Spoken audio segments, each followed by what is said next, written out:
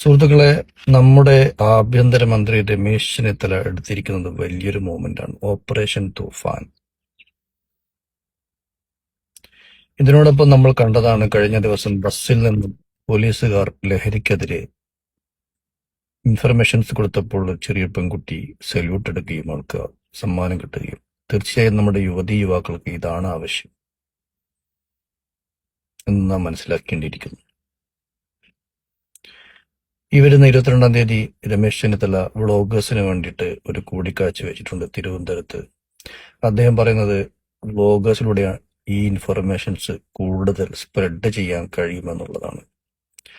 അതുകൊണ്ട് തന്നെ എവിടെയെങ്കിലും ലഹരിയോ മാഫിയോ താവളങ്ങളോ നിങ്ങൾ കാണുകയാണെങ്കിൽ നിങ്ങൾ താഴെ കാണിച്ചിട്ടുള്ള ഈ നമ്പറിൽ ഉടനെ പോലീസിനെ വിളിച്ചു പറയുക.